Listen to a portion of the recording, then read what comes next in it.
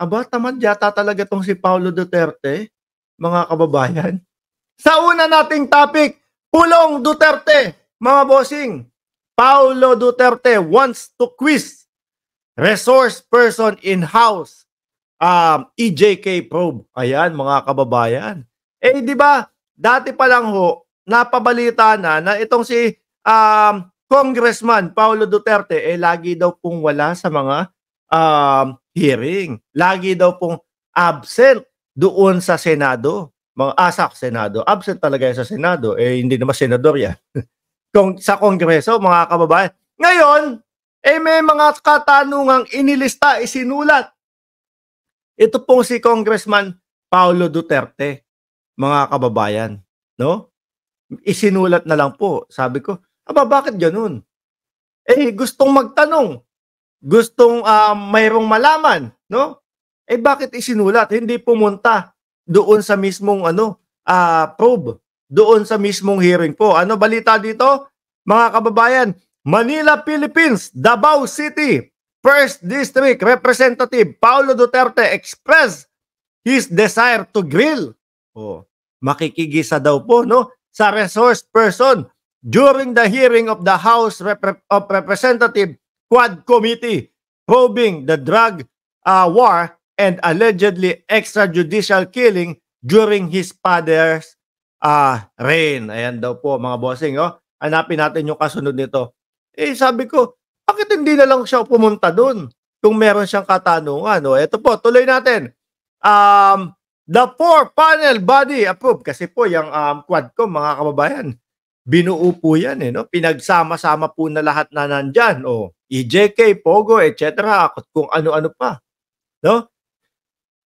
The 4-panel body approves request which he conveyed in a letter with the lead committee presider and Surigao del Norte 2nd District Representative Robert Ace Barbers, directing the Secretariat to make sure that an invitation is given to Duterte so he could participate in the next hearing. Tingin niyo po pupunta, mga kababayan?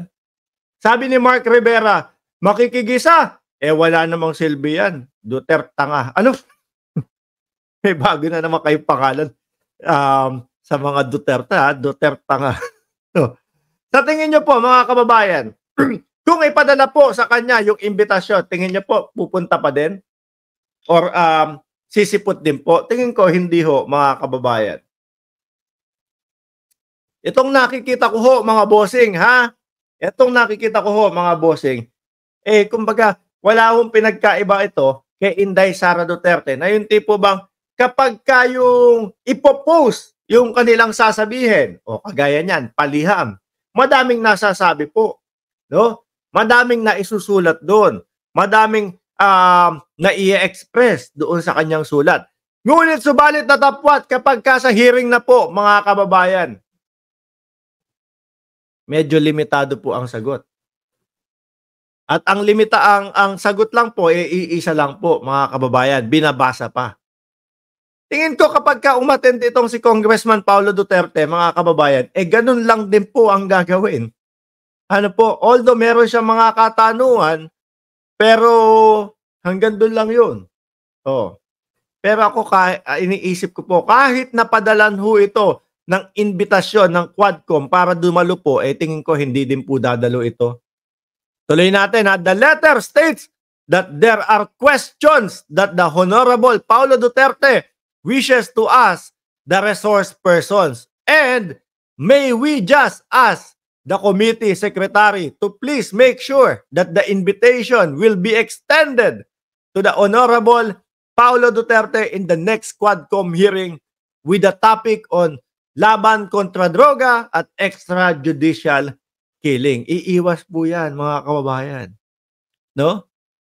Hindi nga po makaharap mga bossing. Barber said, as he mentioned the letter while discussing administrative matter during Thursday and hearing. Barber's co-chairperson, Manila 6th District, Bienvenido Abante, yan po, si Congressman Abante Jr., said it is Duterte's duty as a House member to attend the hearing. Ayan, napo natuloy. mga kababayan. Bakit pa kasi paliham-liham, pasulat-sulat? Eh, pwede naman pong dumalo. Baka tinatamad ho, mga kababayan. No? Baka wala, ayaw lang.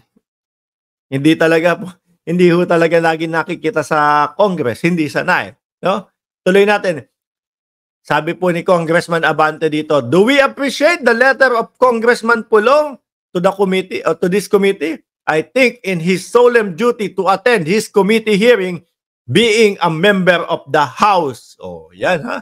Mr. Chair, unless otherwise, he would like to be a resource person and not a witness, Mr. Chair. Oh, tingin nyo, kayo, mga kababayan, ano? Pag nahawakan ba ni Pulong yung sulat na yon o imbitasyon na yon ng Kongreso, tingin nyo pupunta. Hindi ko ho nakikita pupunta dyan si Paulo Duterte, mga kababayan. Mag-stay pa din yan sa Davao, no? Kasi panghanggan dyan lang po talaga eh. Kung ang dating Pangulong Duterte, makikita mo sa iba't ibang mga press conference, yung magkakapatid po, mukhang wala pong galing kapag ka po yung question and answer na harapan na po, mga kababayan. Yung tipo bang may mga on the spot na katanungan, may mga on the spot na pag-uusapan, tingin ko po hindi po sila ganun kabihasa doon. Kaya, ang ginagawang solusyon, mga kababayan, sulatan mo na lang yan. Ipadala mo yan. Tapos sabihin mo, ito yung katanungan ko. O, di ho ba? Sabi ni Danilo Villoso, hindi Duterte yan. Duterte. Sabi ni Mark Rivera, honorable, di nga makasampal ng kapatid niya, si General. Uy, binalik nyo na naman yung sampalang Duterte at General Torre. Kalimutan na natin yun, nakaka-move on na eh. 'Di ba? Alam na natin na puro ganun lang pala na sasampalin kita. Tapos hindi naman gagawin. Kumbaga, bulalas lang, no? Nasabi lang, mga kababayan. Wag na kayong magulo diyan. Kinakawawa niyo pa si si Baste eh. Ha? Nahahalata na nga na si Baste takot din naman pala. Anyway, iwanan ho natin, mga kababayan.